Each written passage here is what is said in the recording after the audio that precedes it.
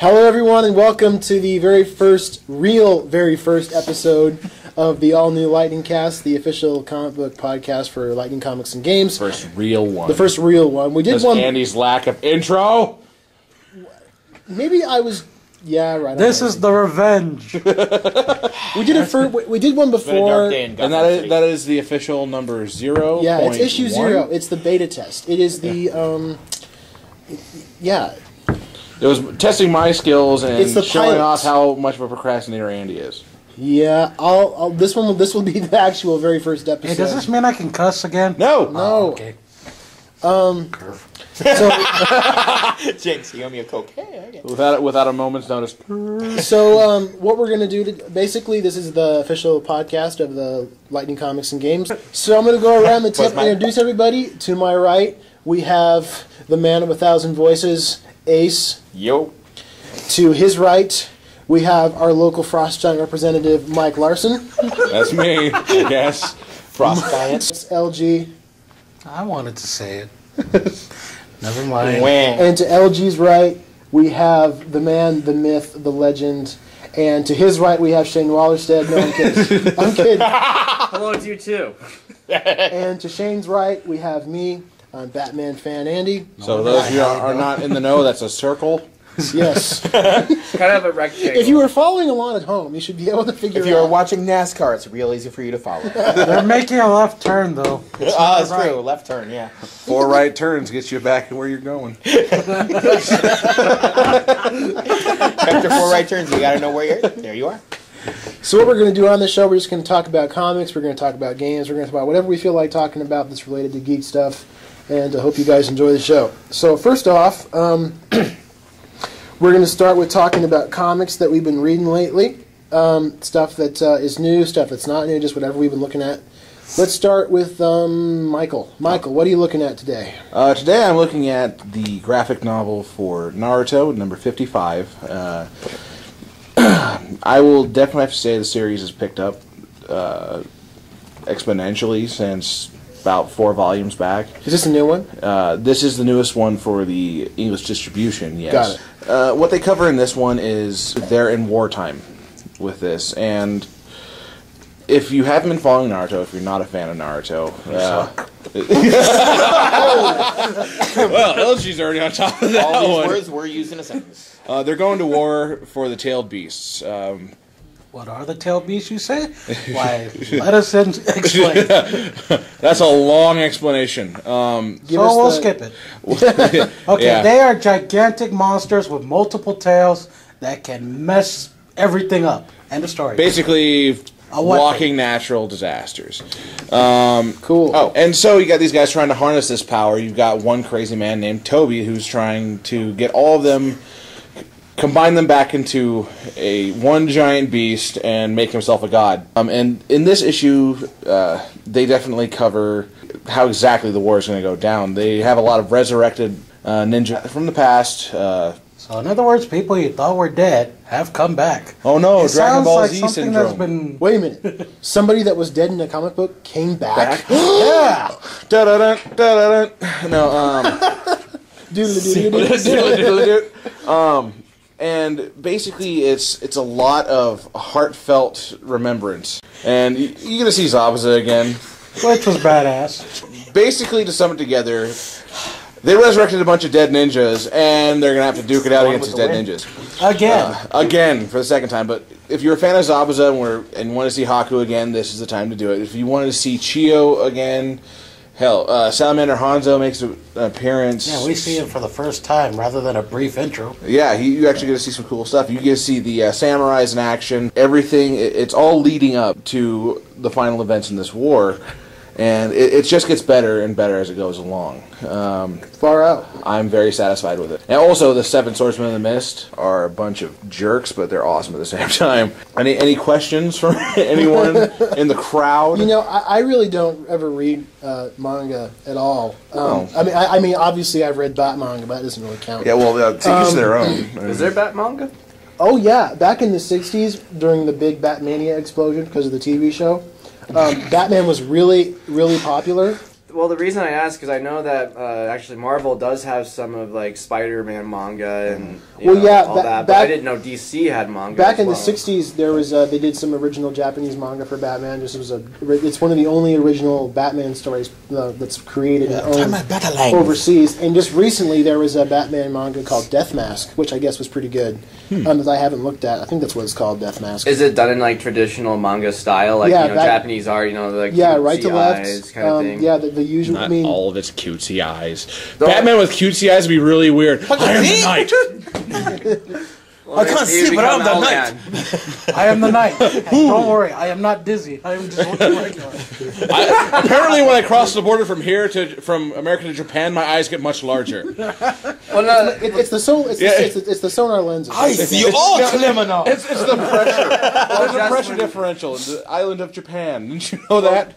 In my train of thought, though, when somebody says manga, that's immediately what I go to is big cutie eyes, Well, it's anime. That's a very, very big stereotypical thing. But to answer your question, yes, there have been some originally produced, Japanese Batman comics. Were they under the proper license, or were they bootleg? They were proper license. DC gave them permission to do it, and they, and some of the '60s stuff is just really out there, as you can imagine. Oh, I've read some of the '60s stuff. It's pretty ridiculous, but it's fun too at the same time.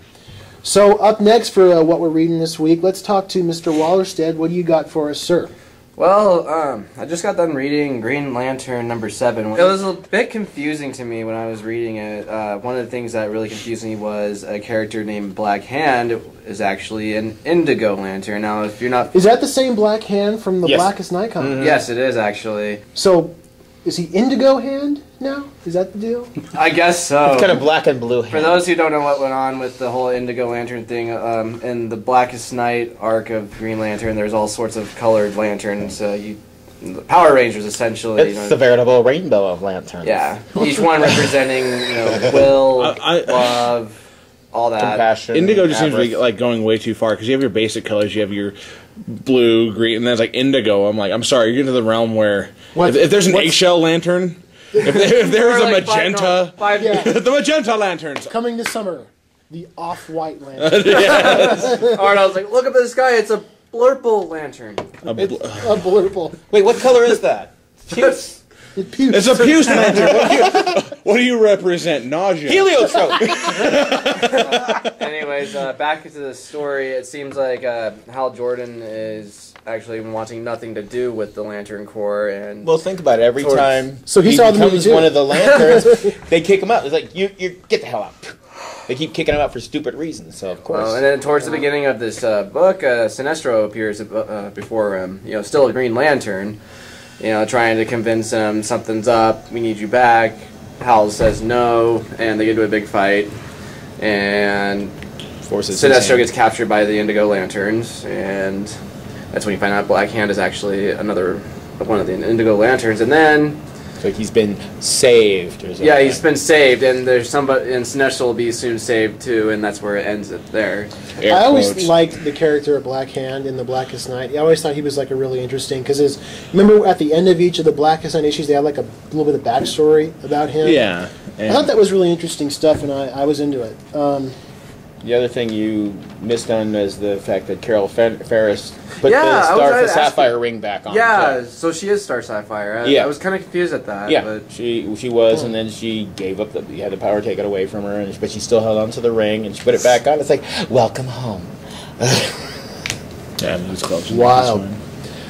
Thank you for that, Wally. Up next, let's move on to the man, the myth, the legend, LG. LG, what are you looking at? Well, I'm not exactly reading a chapter. I'm reading more of what's called an official character book. Basically, it gives you stats, names, little bios. What is it? It's a Bleach. Oh, is that the... Okay. It's an official character book 2 called Masked. Ooh. Thank you. I needed that. Somebody stop me. Yeah. Jim Go. Alrighty then. Jim Carrey, rest in peace. God Don't worry, he's comfortably sitting in the trailer park next to Jake Lloyd and Vanilla Ice. Actually, we Vanilla of course Ice speak of actually his has a career. show now. Yeah, you know what? So does Reality Flavor TV, Flav. they'll Let's give move on. anybody a show. Okay, but anyways, this is character book for Bleach. Is basically introducing some characters, reintroducing them, giving what they were in the past, what they did, what they're doing now, apparently. And it's mostly covering the Visors, the Arncars, a little bit of our captains back when they were younger, even though they're each 100 years old apiece. Basically, that's it. Don't get much from LG other than it's a stat and current fan material. book, which that's very typical for any anime or manga to come out with. Yeah, and if you're caught up with the chapters in Bleach, you can pretty much look back at this and reminisce rather than think about the Fullbring arc. Well, don't they usually cover stuff that they usually don't have in the original manga in there? Just little extra details that no one might have known about those characters. Well, you got a little detail about background characters. That's what I keep seeing in here. Well, that's cool. I don't read a whole lot of manga. I mean, I've thought occasionally about reading it more, but it's just weird because I'm so used to the American style of comics where it's it Lessons reads. of having kids. Well, since I'm pretty much looking at it, if ever you've been curious about a manga, just pick up a character book. You'll pick up names, who they are, what they did, and it's basically just a It's just a like a cheat shortcut. sheet. Yeah. It's a cheat sheet. to get caught up. Here's your crib notes for Bleach. So, Do you have a friend that's a jerk with trivia? Beat him with it. so anyways, that was Bleach, official character book 2, Mask, brought to you by LG. I have a question. grade 5. Favorite anime movie ever? My favorite anime movie ever? Me? Sure, Mike. Why not? You're the one I'm pointing at. Yeah, so let's go with yeah. you. And then go with me next. Sure. Oh, that is a hard decision. I would have to actually put it to a group of films, which is anything done by Hayao Miyazaki. He redefines a lot of things for everyone. He just had a film, The Secret World of Arrietty, just came out, which is basically a retelling of The Borrowers, again. Which This time without John Goodman. Yeah, without John Goodman, so thus the film was fine. God rest his soul. He did Howl's Moving Castle. One of my other personal, on top of the list is Princess Mononoke. That was actually the first Hayao Miyazaki film I ever saw, and that also really sparked my interest in the rest of his films because he has a very unique style to him. Very down to earth, it's all hand drawn as far as I remember. I think he's moving more to digital, but there's still so much detail. Just you could tell he, whatever production company he's working with or whoever he has hired with him, just loves the art so much that they can't let it leave the studio without absolute perfection. LG, favorite anime movie? Well, I would have to agree with Mike. I mean, go with anything Hayao Miyazaki. I mean, everything that guy makes or helps makes is just so, I don't know how to say it, amazing, really. Because everything, like every scene, every character, they all jump out at you. It's almost to a point where you gotta watch it all over again just to catch every single thing. Shane, what is your favorite anime? Well, actually, to tell you the truth, I really haven't watched any of the ones besides Summer Wars that Mike and LG have listed off, but as far as animation movies go, I do like some of the DC animation movies, some of the Batman. But you're not like a real well-versed in anime? Not really, honestly. Go It's to all right. Mike and LG. I'm really not either. What about you, Ace? I've had a smattering. I've been to conventions where they have a 24-hour anime room. And I'm telling you right now, do not say La Blue Girl. No, I didn't say the Blue Girl, but I was going to say Legend of the Joker. But anyway, No. Legend of the Overfiend. The ones that stick out of my mind are like Cultural Cat Girl Nuko Nuko. Okay. Ranma 1/2. Yes. Yes. Oh my God, Ron. Ranma 1/2. I mean, everybody eventually gets in a cursed lake. Gender I still bender. don't understand how can there be a cursed lake of a drowned duck. Yeah. That still doesn't get me to this day. Oh, someone help a the stupid duck under duck. the water. We need a different lake. We need one. But there was one I Let's drown saw. the duck. You know, you would think at some point they would start putting fences around these pools of water. Because not so much lakes, it's just Exactly, you know. it's just pools of water that. Oh, don't worry, they just found a cursed lake, no problem. But Yeah, you the turn one into something we that actually drowned saw their at a glass. convention was JoJo's Big Adventure. Never did see that. And the English translated version, some of the characters were like Vanilla Ice and Judas Priest. But there was like this one little dog character, Iggy, and he just he's just hanging around. And then he has this power, and then one of the evil guys who can just like teleport and make holes appear goes right through Iggy, and the whole audience goes, Iggy, no, because they like the dog. Everybody likes dogs. I'm a lot like Shane. I don't. Dogs. Everybody but LG likes dogs. You should have seen the dejected look on Andy's face when LG said that. Just It's like, oh, you don't like dogs? I like turtles. I'm I like trains. All right, moving on. I'm like Shane. I don't watch a lot of anime.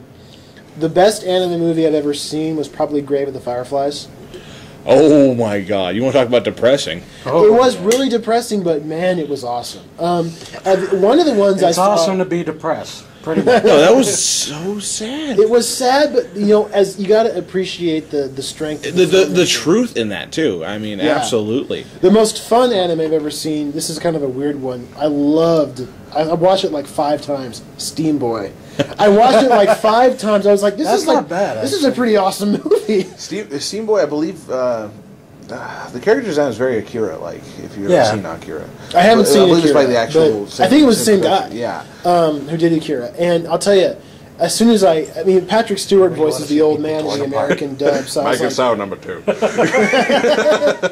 so I really dug. Yeah, I really dug. I dugged that one. I tell you call what, it This is buddy, Batman, ladies and gentlemen. I really liked Steam Boy. So yeah, those are my. Dugged it. Batman dugged it. So anyway, back to what we're reading. Ace, what are you reading these days? Actually, I haven't had Paper a plane chance with a Coke to on it. read. You still haven't had a chance to read. Okay, then. 2 boys, but but. I've been checking my one of my favorite sites, Superhero Hype. and checking Superhero out the Hype. trailers for Ultimate Spider-Man. Oh God, the train wreck that it yeah. is becoming. First of all, we start off with Drake Bell as the voice of Spider-Man. Epic fail there, and they've kind of turned it where it's like some of the scenes are manga, kind of like Teen Titans. Teen did. Titans was very Teen much like- Titans. And then Oh! it's like they in the damn latest trailer they show him facing off with Iron Man in his Iron Spider suit that Iron Man gave him, and it's like Shield goes, "Here's we're going to upgrade your weapons and that, and here's a motorcycle for you," After they canceled Spectacular Spider-Man, which I was a loved, travesty. It was a Oh, travesty. the canceling of it. Yes. I thought you meant the show. No, the show was awesome. When they canceled Spectacular Spider-Man, and I love that. I thought, man, they're going to have to come out with something really good for me to get back into it, and they haven't. From everything I've seen, it just looks like it's pretty lame. And really do something, which they haven't. The thing is, this screams like, get these for your kids at Christmas. He's riding the motorcycle. He can't find the brakes for some stupid reason. Flies off the helicarrier, and he waves his hand over the display, and it hits on a web. And a web shoots out of the front, web shoots out of the back. He's riding on a web line on a motorcycle. Wait a minute. So he's on a motorcycle, and he like rides the motorcycle off. And there's like a display point plan. of a motorcycle. And the motorcycle shoots web, and then the motorcycle There was like a rides display, on. and he touched a finger to a web sign, and That is almost as bad as the wall crawler dune buggy. He exactly had back in the 70s. comic books. Yeah. Okay. Well, but if you look at it this way, though, they're aiming it towards the younger generation Yeah. as well. Yeah. I mean, the younger people, Okay. the younger kids. They're aiming it towards the kids. You're going to say, "Mommy, I want this. I want, that this toy." entire show for Did- Christmas." I'll tell you this: did anyone actually ever buy Net Suit Batman? Yes. Of course. All right, I give you that one. But if you use that in a storyline, that makes no sense. I'm the Joker. I'm Netsuit Batman. And the Joker's just in there, steps aside. Yeah, what was that? I dodged it. I've owned every single Batman toy for the last 25 years. I wouldn't be proud of that, but anyways. Arctic Parka Batman. Arctic Park, I had that one. I had He's all about of as useful as Snow Job at the G.I. Joes. Hey, we're going out in the desert. Can I go on this mission? No, there's no Snow Job, sorry. Just put him up in the Antarctic. Just Exactly. leave him there. Give him a cup of cocoa. So anyway, yeah, I'm not looking forward to it. I'll give it a shot, but That does sound pretty horrendous. It doesn't sound like something I And the wanna other see. thing I've noticed this week, they finally released the poster and the trailer for the Dark Shadows feature-length film done Okay, by Tim this Burton. really isn't like a comic booky kind of thing. I'm sitting on both sides of the issue right now. To my left, Shane is really excited for this movie. Mm-hmm. To my right, Ace is really not I excited for wouldn't this say I'm movie. not excited. I'll go see it, but after I saw the trailer, and it's like the whole story of Barnabas Collins. I mean, back in the day, for anybody listening that doesn't know, Tim Burton is directing an adaptation of a 1970s vampire melodrama called Dark Shadows. It was basically a vampire So soap the opera. whole vampire melodrama is not new. It is not. Go figure. at least on that show they and did Tim Sparkle. I knew the Sparkle Coat was coming. Tim Burton's version of Dark Shadows is going to be really comical, apparently, based on the trailer and the poster. Johnny Depp is going to be in it.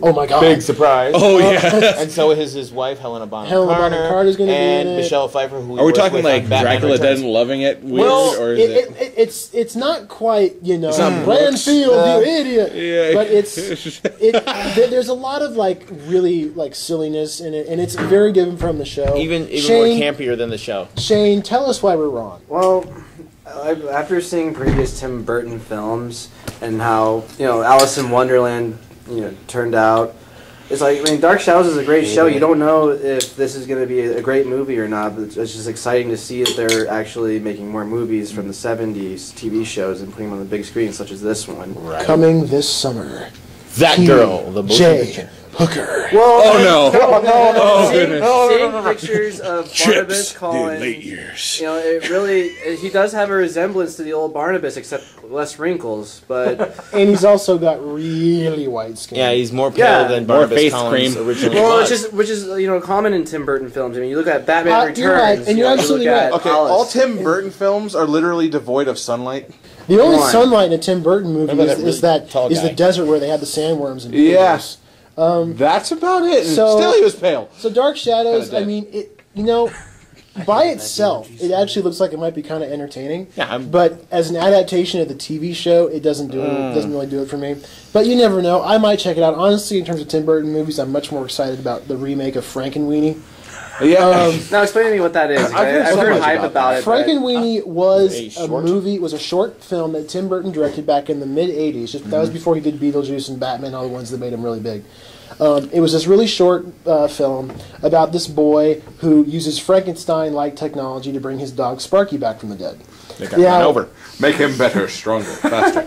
We had the technology. Only 5 pixels. Give me the Duracells. There we go. So, It only cost like $6 million back then. I don't know. That's kind of sad. Why don't we have bionic people now? That's Yeah. a deal nowadays. Seriously, Tim what's Burton happening is- with that guy? Tim Burton is remaking Frankenweenie in stop motion, but it's in black and white. And actually, Ah, Just like crap. the way it was. like Robot like- Chicken stop motion. Kinda. Kind of more like Well, Nightmare and it's more like Nightmare Nightmare Before Christmas. Christmas and Corpse Bride. Yeah. Oh Yeah, yeah. that's that. So it actually looks kind of cool, but yeah, Dark I Shadows thought that was on that. claymation. Dark Shadows. It's stop Sorry. motion. It's kind of the same. The first, But, I mean, the first picture they kind of released of Johnny Depp as Barnabas Collins, he had sunglasses on. The blush on the cheeks was too dark, and he had lipstick. First thought I was like, "What are they redoing Rocky Horror? It looked like Frankenfurter."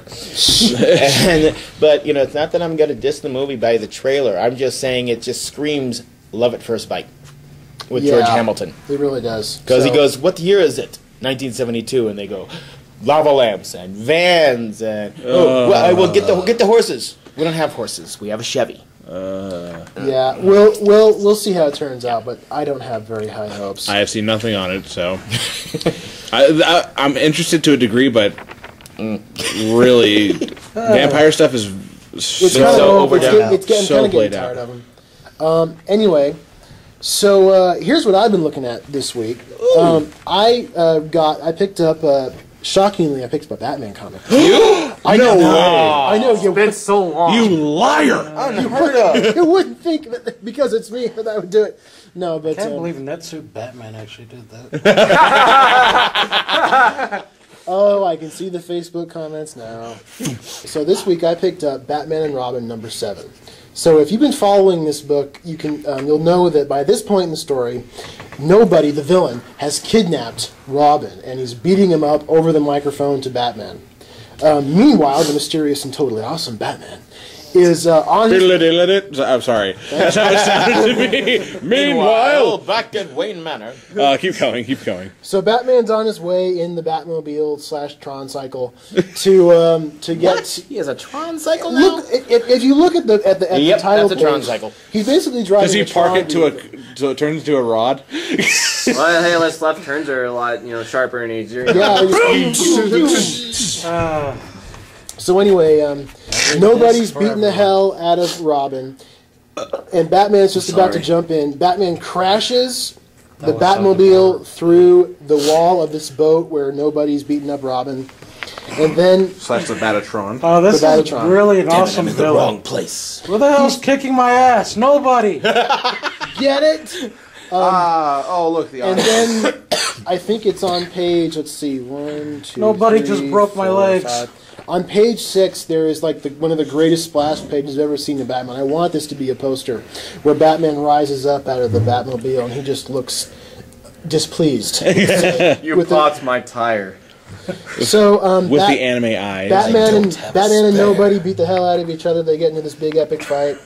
They both, he talks about, you should kill people. No, I don't want to kill people. Blah blah blah. Towards the end of the story, when Batman is finally He defeated, hurts nobody. he's defeated nobody. Okay, move along before we get out There's a of lot of time. time pounding He's, nobody. so he's defeated nobody. Really? And at the end of the issue, then nobody talks Robin into killing nobody. At least that it's heavily implied. So it's a that- victimless There's crime. so much that they can be said. Nobody convinced him to kill nobody.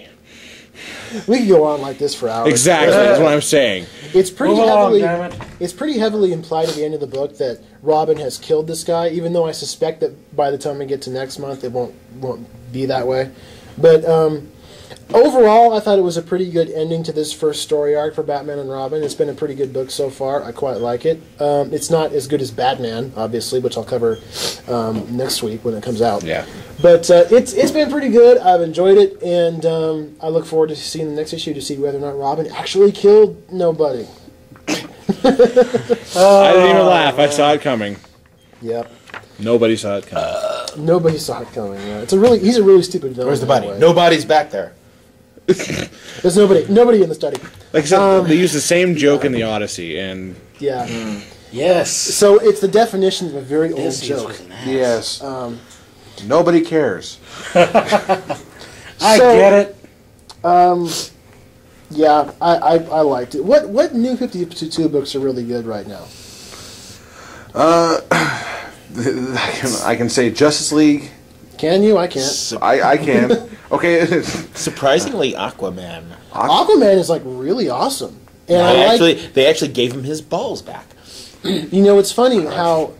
No, we don't gotta curve that. No. It's, Why not? Man, I'm not Because getting curved for it's every re- little thing I say. Curved. Because yours is an expletive every time it comes. There is one that I'm interested in reading, and I'll probably start reading it up in the next week, maybe even review it, Justice League Dark. I've heard mixed things about Justice League Dark. Well, as a big Hellblazer fan, a big John Yeah. Constantine fan, I mean, that's amazing how he went from being solely Vertigo, which is the adult version of DC Comics, Yeah, and they gave him print. they put him in regular DC print, which is amazing. Yeah, they just recently brought him into the DC universe with I think the Brightest Day Aftermath, the Search for Swamp Thing. They brought him in. So yeah. because- yeah. Action Comics was really good for a while. Yeah, we went into that one in episode 0 where we just had to express how much it just 180'd on us. It was a horrible trick. It was mean. We were all fooled. There was cake at the end of it, and they're like, "There's no cake. The cake was a lie." The cake was a Punch and pie. Yeah, we're Where's going my to punch portal and gun? I pie. want to get out of There this. is no pie and punch. Okay, bye. Yeah.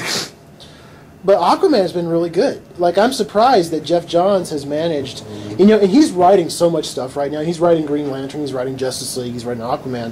Aquaman, I think, is his strongest title. Because he's doing it in Justice League too, because Aquaman's in the Justice League in this new 52 universe. But in his solo book, it's just like, yeah, Aquaman is, and people always make fun of Aquaman, and it's understandable because he is kind of weird. I am in the sea. And lame. I talk to fish. He doesn't talk to fish. he telepathically influences the behavior of sea life. That's talking to fish. Okay, he talks to fish. Anyway, Trust the Gordon's. I'll tell you this: when this sea sponge gets you, you will be sorry. Yeah, great color scheme you for had underwater. starfish- You shouldn't have let him on. Orange and green. Well, a little off subject of comics, guys, for just a minute. Upcoming games that are coming out. Wanted to talk about a little bit. One of them I because just we are a game store too, apparently. Yeah, a video game. Yes, so. Resident Evil Operation Raccoon City. Now, I've heard little mixed reviews about it. Like, it hasn't even come out until the 20th, which is, I think, Monday or Tuesday. Tuesday. Yeah. But already, there's big hype about it. I mean, there's some mixed, it looks like it might be like It Resident always Evil gonna be Outbreak. We have the various chapters you get to play through. Yeah. I'm mainly excited about it because one of my favorite characters from the Resident Evil series is going to be on there, Leon Kennedy. Leon Kennedy. honestly, I gave up on the Resident Evil franchise after Code Veronica because it just got so convoluted, and the games got. The first Resident Evil, the very first one for the PS1, is like the scariest video game I've ever played in my life. Even more than Silent Hill, it just scared the hell out of me. Well, to me, the scariest game from the Resident Evil series would be number 5. I mean, playing that. I never played 4 or 5. Number 5. Number 4 is pretty good. I mean, Leon, they turned him into a total, excuse my French, but a total Badass. smartass. Oh, Yeah. Close Yeah. If you played it, guys, you'll know what I mean. Number 5, it's just, with all the new graphics for all these new systems, it put a whole new level of terror. I mean, people pop out of nowhere. They're not slow-moving zombies. They're, cracked out. I have a fire, so I'm going to run at you and actually do what I'm supposed to do, kind of thing. We're jonesing for brains. Yeah. We're tracking down zombie crack addicts apparently. But anyways, I'm pretty excited about Operation Raccoon City. There's rumors 12 playable characters, 6 on each side. One's going to be the USS Services, the other one's going to be Special Forces. There's going to be co-op on there, online, and Is one of these teams actually working for Umbrella? yeah. Okay. I think so, actually. I think that was like the whole from the premise pictures, of it. yes, I've seen them. It looks And that is really when good. you I'm open the pretty, gate and let the zombies out. There you go. I'm pretty excited about it. And also, the plot of it so far is it takes place between number 2 and number 3. Well, that's interesting. Yeah. Because I always like the stories that take us back to the original trilogy, because I love the original trilogy. Nemesis. That's an interesting question. Mike, we're getting you into the Nemesis program. Oh boy. What's the scariest video game you've ever played, Ace? Eternal Darkness for the GameCube. I have never heard of that. It's a game that will you go so far, and then it will just do stuff, just weird stuff, random stuff in the game. I'm sitting there playing, and then all of a sudden, game disc saved, and it was shutting down. I'm like, what? Seriously, it was a very creepy game. It sounds. It gets to certain levels in the game, and it'll just Start doing weird stuff? do weird stuff. What was scary about it? You didn't know it was going to Exactly. come. I mean, Oh, that's what okay. that's saying about And it. I'm sitting there, It was and more it's like like a the game is psycho- shutting it was down. more I'm like like, a psychological what the heck? kind of What's fear. going on with my game? What the hell? It's like, My scariest video game you ever played? That's a kind of scariest one I've ever played. Are you talking like bad scary or like No, actual scary? Like, it was scary because it was meant to be scary, not scary because it was, I took usually forever. I usually don't play the horror games on purpose. I usually get roped into them. Right. I played Resident Evil. I played Silent Hill. Silent Hill, it's a creepy scary for Silent Hill. It's not like a jump scary. I mean, Yeah. you hear those sounds, and they get you running. What really got me scared was when I played Amnesia for about 6 hours. Yeah. Oh, wow. Amnesia is I've never heard myself scream in those tones before.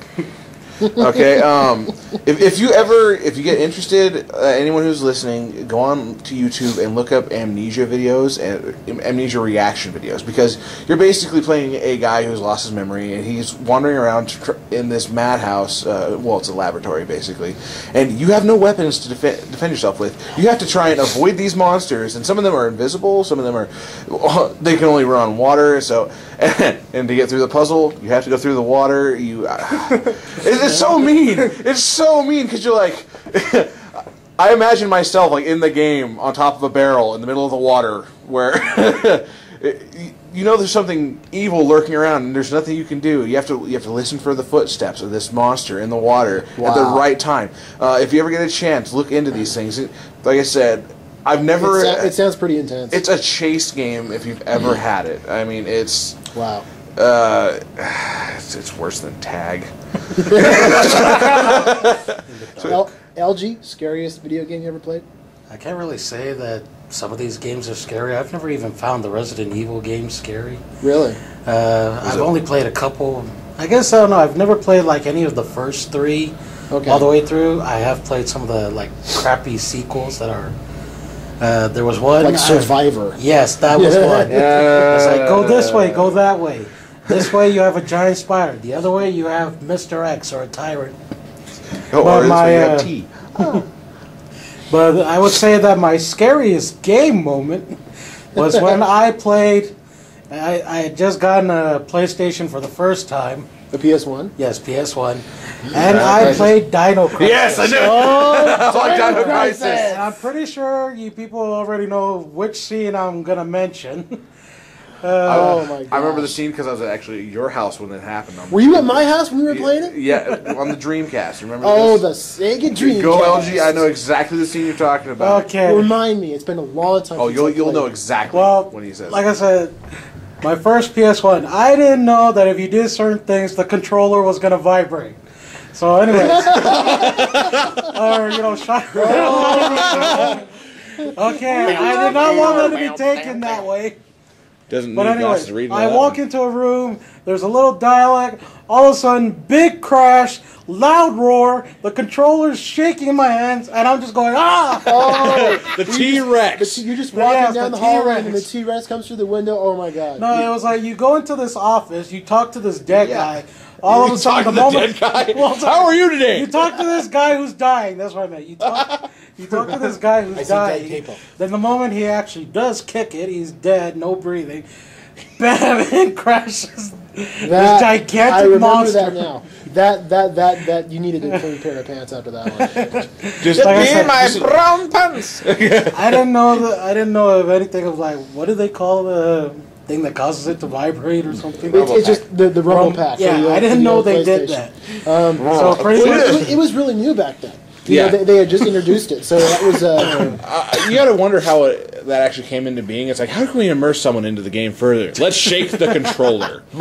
And Well- it must have sounded weird when they first said it, but it works. Oh my God. it worked for me. I mean, like I said, and it does kind of immerse you into the universe Yeah. a bit more. You know, you kind of feel a little bit more. So Shane, Yeah, you Shane's said lost it. the scariest was like 5, Resident Evil 5, Well, in the Resident Evil series, just the whole series. Like, yeah, because it's kind of like you're actually in there and you don't know what's around the corner, yeah. kind of thing. Really, I mean, besides Resident Evil 5, on your question, the scariest game that I played, Fatal Frame. Fatal Frame. remind me what that one was. That's what You take a picture of a ghost and that's how you kill them. But Yeah, the thing that scared you the most, though, or scared me the most, was the realism in it. The grainy, the introduction that they give you each one you have to capture. And all of them are. Oh my God! You know what we're overlooking? We're overlooking Doom 3. It can stay there. Yeah, I Dead Space. Never played Dead it. Space is another one too. Dead Space. I've What never about invested in that. Half-Life? Was a little bit freaky to me. Well, it was freaky. It wasn't scary to me. It was just more like, I mean, wow, that's. To me, the thing that made the very first Resident Evil so scary was that because, and it was kind of a byproduct of the really bad technology they had back then for those kind of video games. Basically, because the game was so, Resident Evil was a huge game when it came. It was like the biggest, game ever made. I think at the time it came out, or At the something time, close to yeah. that. So when it came out, it was so big. They had to put these really long loading sequences within the gameplay, but they didn't want to just say loading because it would get really irritating. So they disguised it by having those long sequences where you're like walking up the steps and opening the door. So you go to open the door and then it's a cutscene. The door opens and you have no idea. You're just going to be dropped right into that room. You have no idea what's going to be in that room. Is it going to be zombies? Is it going to be the spider monsters? Those parts were the ones that actually did scare me. You open the door, all of a sudden you hear loud music and you see things walking I towards know. you. Oh my god!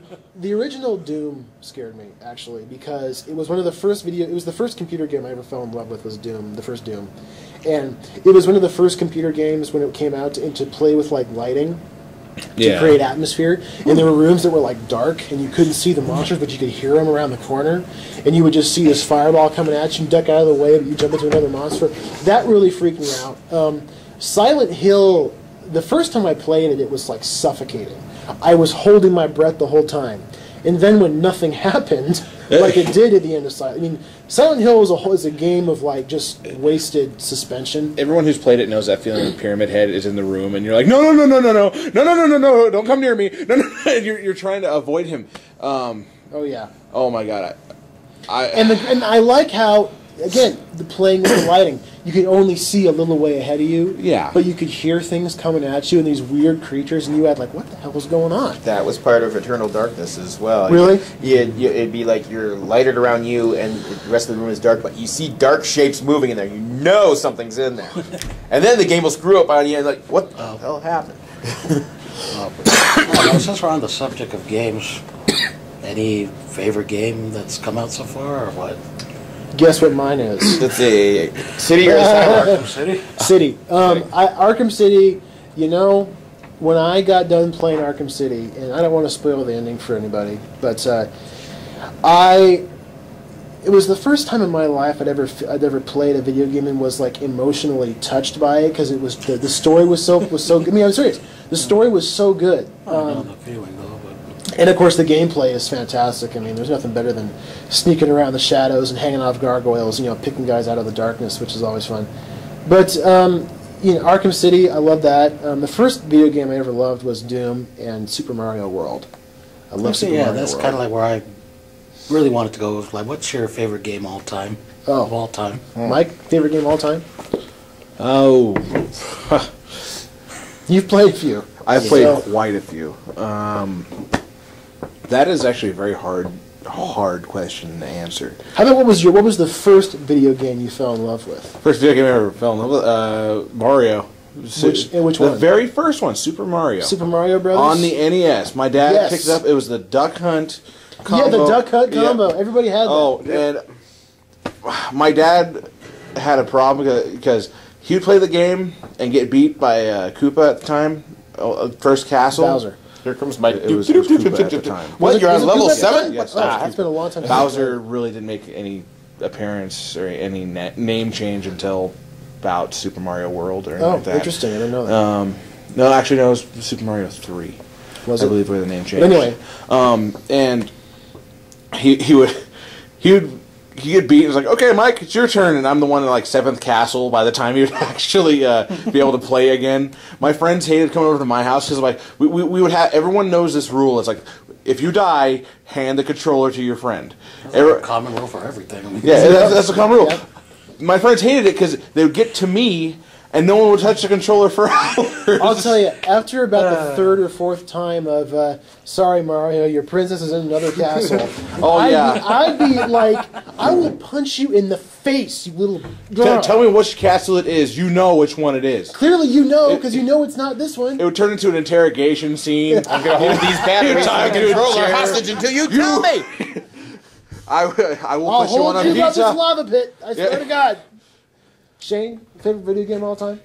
Sonic the Hedgehog. Which one, the first one? Actually, the third one is my very favorite. But Sonic 3? Yeah, Sonic 3. Oh, wow. When they introduced Knuckles. That was a big deal during the mid-90s. I mean, it was all over TV guides about, who's this Knuckles character. I mean, it was talk of schools, on the school bus. I mean, even older people were talking about it. I mean, that was about the time when they actually introduced lock-on technology, which today is known as downloadable content. Essentially, the Sonic franchise introduced that. Yeah. With the Sonic and Knuckles cartridge, which you could hook on the other Sonic 2 and Sonic 3. Oh, I remember that. Uh-huh. I remember that. Wow, that was a long time. And you could play with Knuckles through Sonic 2. And then glitch the crap Sonic out of it. 3, which would take hours. Like, how long do you remember? I'm not exactly sure, but how long was the game after you locked on Sonic 3 to Sonic and Knuckles? Oh, gosh.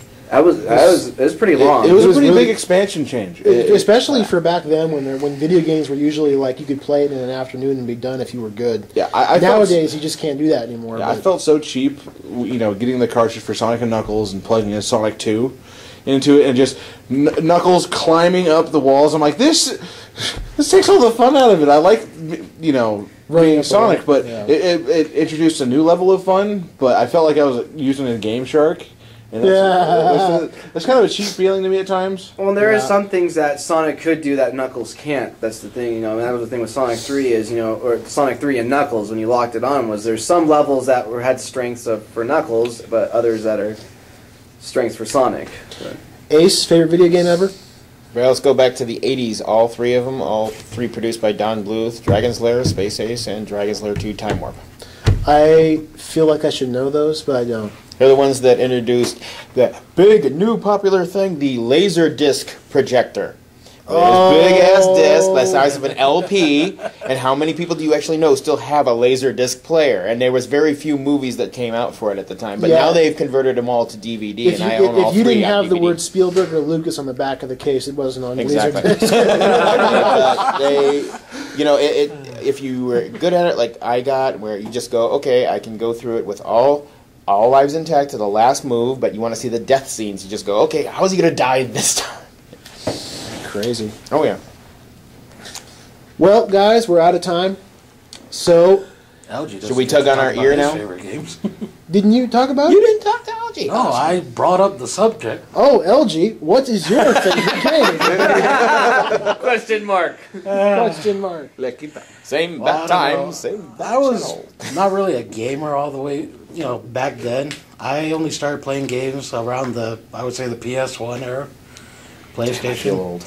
Of course, I mentioned it. I played Dino Crisis. Dino Never Crisis. finished that one, but I played Dino Crisis 2. Oh, That was I could God. say that was the first game I played all the way through, unlocked everything, and infinite ammo. How fun was that? Oh, man. Cheating. That does make me cry. Hey, that's what Hey, like I said, I had to complete the game first before I unlocked that part. But if anything, I had to say that my favorite game of all time, Kingdom Hearts 2. Kingdom Hearts 2. I mean, seriously, never have I been so excited about anything Disney related. Never have I got into any What? of the Final When it Fantasy first things. came out, What kind of a game makes you go, oh my god, it's the Beauty and the Beast, oh my god? yeah. So I got to play with it first. And And then I completely outran him and yeah, got you lost were in the first snow. one to beat Sephiroth. I will acknowledge that one. Dun, dun, dun. But You, I you just, want a jerk? That's Sephiroth. But I just love that game because it has pretty much everything. Yeah, Everything in it. those games were pretty innovative. Just the concept of it was just Well, really cool. Number 3's in development right now. And, Is it really? Yes, it is. God, I hope Boy, it that's comes out in our gonna lifetime. make a lot of money. Oh, Oh boy. already It just through better me. be Just like badass, man. Well, if the Mayans Yeah, were right, like, then no, and it like- won't be made in our lifetime. But Mike's already setting aside a part of his paycheck every month Yeah. to get ready to buy Kingdom Hearts 3. Right on. Well, now we really are out of time. should we start tugging our ears yet? So Ninja Vanish later. technically, we've still got about 20 seconds. But think about how much this is going to be. Yeah, there's gonna be a lot of curving on it. Okay. So anyway, thanks everybody for listening to the Lightning Cast. Once again, I am Andy. Ace? Mike. LG. Shane? On that note, we will see you folks next time. Doodly doodly doo.